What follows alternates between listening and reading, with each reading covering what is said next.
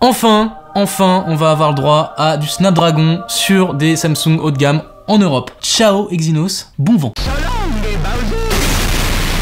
Enfin, doucement, je m'emballe un petit peu, ceci est une vidéo de rumeurs sur les Galaxy S23 qui, pour rappel, devraient sortir au début de l'année 2023. Donc dans cette vidéo, on va vous dire tout ce qu'on sait, enfin tout ce qu'on croit savoir sur les S23. C'est parti pour le résumé. On vous le disait en intro, l'élément le plus intéressant qu'on attend le plus, c'est évidemment un Samsung sous Snapdragon, parce que pour ceux qui n'avaient pas suivi, jusqu'ici en Europe, quand on achetait un Samsung haut de gamme, on se retrouvait avec du Exynos, alors que nos petits camarades de l'autre côté de l'Atlantique, ils avaient des Snapdragon. Certains vont peut-être me dire, on s'en fout, c'est juste une puce, les deux elles sont très puissantes, etc. Et que nenni mes amis, car le Exynos, ça a toujours eu tendance à un petit peu décevoir par rapport au Snapdragon. Le pire étant l'année dernière, où le S22 Ultra, quand il est arrivé entre nos mains et qu'on l'a testé, il y avait plein de bugs d'affichage, il y avait plein de choses qui n'étaient pas totalement terminées. Et franchement, on s'est dit vivement qu'on passe au Snapdragon, et enfin, on y arrive peut-être. Donc a priori, ce serait un Snapdragon 8 Gen 2, la suite du 8 Gen 1 évidemment, et ce serait une des puces les plus puissantes sur le marché, pour l'instant on n'en sait pas beaucoup plus. Alors le design, n'attendez pas une révolution, a priori on devrait être sur des dimensions qui seraient très proches de celles de l'année dernière, à ceci près que sur les S23 et S23 Plus, on abandonnerait le bloc photo à l'arrière, ce qui fait qu'on aurait, comme sur les S22 Ultra actuels, les petits appareils photo séparés des uns des autres et pas reliés par un bloc. Alors n'hésitez pas à nous dire ce que vous en pensez en commentaire, nous à Frandroid on trouve ça plutôt esthétique, on trouve aussi que ça va permettre d'avoir une gamme qui est peut-être plus cohérente. Alors c'est bien beau tout ça, mais je vous connais, vous ce qui vous intéresse c'est le Ultra, et de ce que je vous ai dit pour l'instant, ça change pas trop. Alors, ça va changer un tout petit peu, c'est vraiment subtil, concentrez-vous. Vous voyez les deux petits capteurs sur la droite là, et bah ils devraient être un peu mieux intégrés. Et deuxième changement, les tranches devraient être un peu plus carrées, un peu moins rondes. Voilà, c'est tout. On pourra peut-être jouer au jeu de cette différence entre le S22 Ultra et le S23 Ultra quand il sortira, ça va être intéressant. Je pense que si on met les deux à côté et qu'on demande à un expert, ça va être très difficile de faire la différence. Là aussi, n'hésitez pas à nous dire ce que vous en pensez, est-ce que vous trouvez que c'est bien que un smartphone reste le même d'une année sur l'autre, ou est-ce que vous espériez un petit peu plus de changement? Sur le reste, c'est quasiment pareil, on va retrouver un poinçon central pour la caméra selfie, a priori la caméra sous l'écran c'est pas encore pour cette année, et sur les S23 Ultra, on va retrouver évidemment le stylet directement dans le corps du smartphone. Bon, le 200 mégapixels. Parlons-en.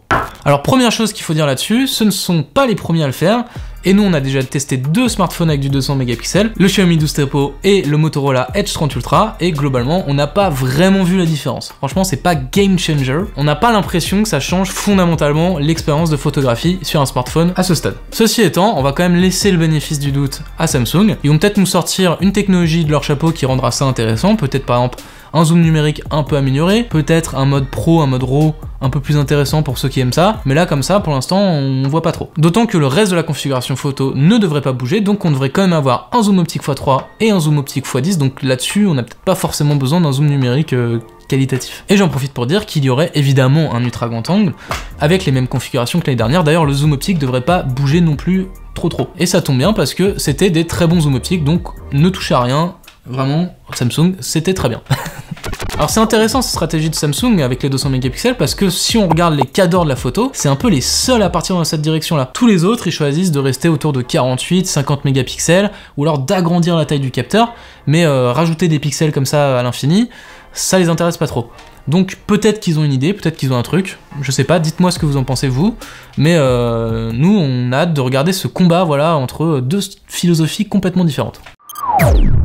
S'il y a bien un point sur lequel Samsung sait qu'ils doivent travailler, c'est sur l'autonomie. On a assez critiqué les S22, tout modèle confondu pour ça. Les S23 devraient normalement faire pas mal d'efforts en ce sens. Peut-être d'ailleurs que le processeur pourrait pas mal aider dans cette direction-là, parce que si on a un seul processeur partout dans le monde, et bah c'est plus facile à optimiser. Et puis le Snapdragon 8 Gen 2, il sera censé être plus efficace, comme à chaque fois, donc normalement on devrait aussi gagner là-dessus. Au-delà de l'efficacité énergétique, il y a évidemment la taille de la batterie qui va compter, et là-dessus Samsung a fait des petits efforts, ils ont réussi à trouver un petit peu de place dans les châssis. Par exemple le S23, il devrait passer à 3885 mAh, c'est une petite augmentation de 5%, c'est déjà ça. Quant au S22 Plus, il devrait passer à 4700 mAh contre 4500 l'année dernière, là aussi on prend, c'est toujours intéressant. Le S23 Ultra, pour sa part, il est déjà bien haut en nombre de mAh, il est à 5000, donc je crois qu'ils n'ont pas trouvé plus d'espace que ça, en plus il y a le stylet qu'il faut rentrer, donc a priori ça devrait rester à 5000.